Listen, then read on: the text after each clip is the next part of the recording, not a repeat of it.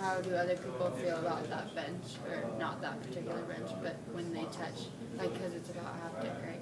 So maybe researching, like, not just documenting what you touch and how you feel when you touch it, but maybe other things other people have done or touched. You said you're reading those books, but maybe just broadening. Okay. Survey? Sort? I don't know, or research. I don't know. Just. What are you thinking, Doug? Thinking you don't have enough, right? If we were to just take, say, let's say we'll be lazy and we'll say we'll shoot 24 frames a second, right? Instead of 30 frames a second, we'll shoot film 24 frames a second, 5 seconds of this condition, of this bed sheet turning to this bed sheet. You've got 7,200 frames of information to dissect. And you have 36. But see, I don't think that's going to do it though. Like, okay, so what do we have? 36 here, and it's just like a subjective opinion of a bunch of things that you went around and touched, right? So now what? We're just going to build this catalog, and we're going to bind it in a little book, and we give it to like Old Town Trolley Tours, and we say, Rhys' Haptic experience of San Diego. It's not the problem. It's not about the catalog. Like, the catalog is an exercise, if you isolate out each one of these things, and then you try to figure out why you're deploying it, really, is it about the deployment? Absolutely. Isn't it? Isn't that the point? So aren't we as designers expected to be able to digest the phenomena of what's occurring, and then be able to... Is that what you're claiming our role as designers and architects are? I'd say that's Craig and Mario and Ballard are going to say something different. Something different? Well, that's my plan. That's why I'm focusing on the haptic, right? Create an intervention. I mean, is everyone satisfied with this?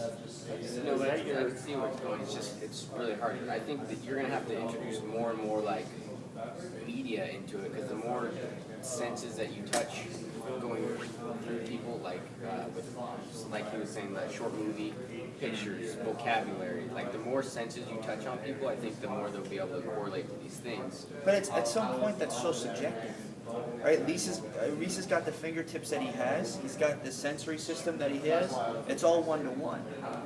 Right, so the best case scenario is that he figures out how all of these things operate on a sensorial experience, and what their maximums are and what their minimums are, and then that's what he can. About operating? What's up? What's operating? Well, the sensorial experience, the experience. Materials that we're touching, Right. Or how we touch it. Like, I've got a different threshold than you do. Right? But the thing that he can't design is he can't design, you know, how you're going to respond to that material or that environment. But what he can design is he can understand the maximums and the minimums, and how he can have the ability to deploy those things, and what is the best way to deploy those things. Like, he might get a specific sensation about toothbrushes, right? But he's not going to just deploy a bunch of toothbrushes across the stairway. You know, there's something else there about that toothbrush. There's a minimum of it and there's a maximum of it, and then that's what he designs, right? And he uses these kind of sensations and these experiments to do that. What I'm suggesting is that you don't have enough information here to repurpose these objects. Right? We have a catalog, and you got to think of this catalog as something other than just kind of this documentary field trip journey. Right? We got to be able to kind of turn this catalog and read it. You know, we got to read it in color. We got to read it in black and white. We got to read it up to down, left to right. We got to start to make juxtapositions within these things. How do we get more information out of this that's not subjective? Right? How do you convey to us that you have a grasp on the haptic? Right? Because at the end of the day, it becomes some sort of kind of religious political experience. I mean, is it possible? Sure. Absolutely.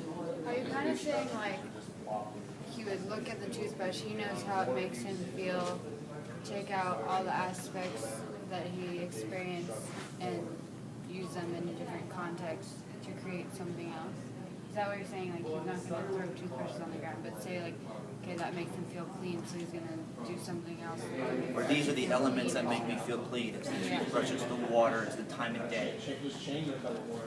Right? What happens if I break my toothbrush out after you just chop on those red onions? You kind of, that sandwich there.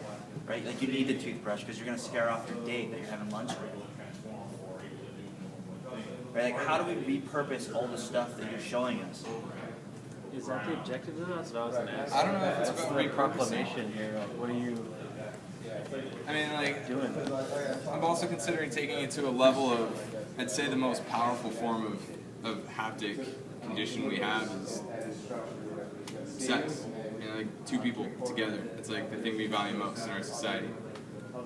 So what if it's not necessarily about objects, for example, but say that just like having dinner with somebody, when you gave that example of a table and drawing a line down the middle of it, getting two people closer. Like what if the haptic is also focusing on reducing people's private space? Sure. You know, I mean, it's also getting people together. Sure, absolutely. Yeah, I mean, I'm not disagreeing with where you're at. I'm just saying, like, at the end of the day, we need to, you know, it's not the way that we're looking at it, the way that we're evaluating it now is not enough. No, it's not. It's unbelievably hard to even capture an experience and be able to express it. You know, we all experience it.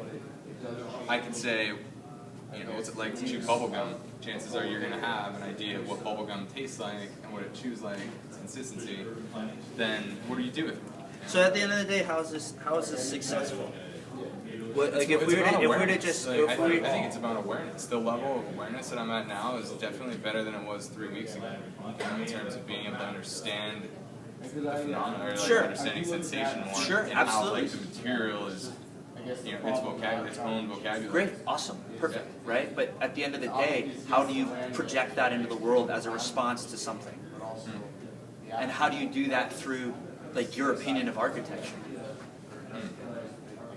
Kind of reminds me of almost like how there's different learning, like in preschool.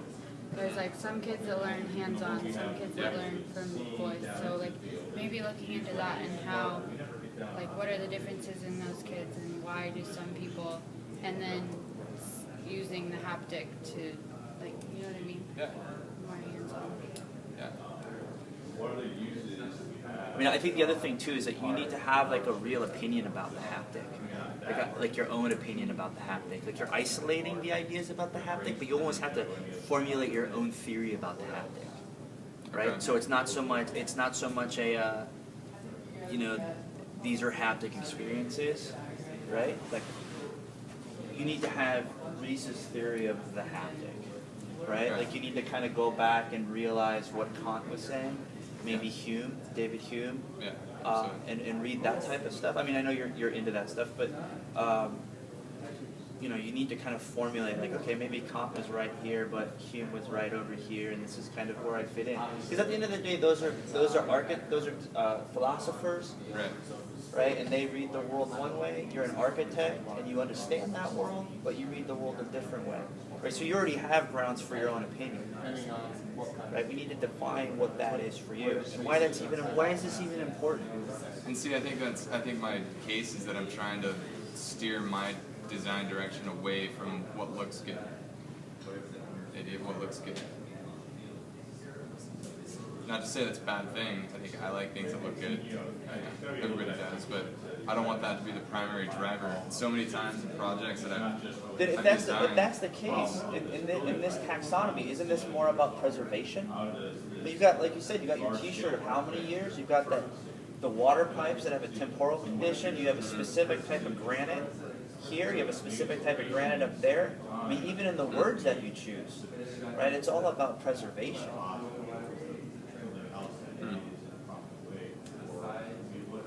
I mean, your teeth. You brush your teeth because you want to preserve your teeth. I mean, that's the value you're getting out of looking at the objects, right? Well, it's not my. I mean, I wasn't there, right? So this is the problem, right? It gets objectified because it's not a sensory system for us. Now, if you lined up a toothbrush for each one of us to brush our teeth right here, it'd be a different situation. And I think that's what I'm going to struggle with the entire time until I start building things, and then I can demonstrate it immediately. You know, I can say this is a sensation that I was going for, or this is the intervention. Here, try it. What's your experience? But is that really what you want to argue? It's still subjective. I'm not. I don't know, like, what if, the other thought is that, like, what if I start looking into different forms of textures, right? For example, this card. Yep. I was totally blown away. You know, like, I grabbed it unexpectedly. This thing's got this corrugated feel to it. It's got a tooth to it. It's got a thickness to it. It's letterpress, already design decision made. It's serif font. Awesome. I just wanted to touch it all day. You know, is it in the surprise of an object? You know, the surprise of a touch that's gonna provide a more lasting memory. Well, those are the things that are much more valuable, right? Mm-hmm. Is that the things that you're talking about in regard to the business card, right? It's those things that allow you to kind of find out what the maximums and the minimums are, and then you can design for that, Okay. right? Yeah. You can't design for subjectivity, Right. Okay. right? Because it's just it falls apart. Yes. Right? So what we need to do is we need to get an argument for you that argues for increased stimulation from banal objects in our modern day life that we kind of walk by through the highlight of our sensory systems, because the type of architecture, the type of environments are not conditional to the contemporary living situation. Okay. Right? So we need to find that argument for you to be able to use the haptic experience, the sensori, the highlight of the senses, as a way to deploy your architectural agenda. Okay. I'm on board and I like that. It sounds good. But I get it. I know I'm And for that, I think you need more. I do. You're right. And I just also so that had- we can start to have that stuff, right? Because at the end of the day, what are we designing? We're designing the object. Are we designing the space between? Are we designing the interaction, the programmatic interaction of bringing two people closer together across the dinner table? Mm-hmm. Or are we designing the space where we push people out, right? So like this thing could, like, depending on you position this, spirals off into 4 different kind of arguments right away. Like, you have your mode. I love the fact that you're like really getting into your mode and understanding that mode, inside, outside, upside down, every which way, right? And now I'm bringing what, based on what you're saying to us, that there's you're eliciting some questions that are indicative of your mode, right? And we're saying, okay, well, you got to kind of fine tune your mode a little bit here, and then we got to figure out how to deploy your mode, and what's the argument for deploying your mode. Gorilla. All the way. Why that tactic? Why that? I just I had this idea that like whatever does come out, I want to build it and stick it in the middle of downtown and just watch people, molest it. Kind of, so to speak. Like, I'm interested in that. Maybe not as the final, but definitely experiments up until that point.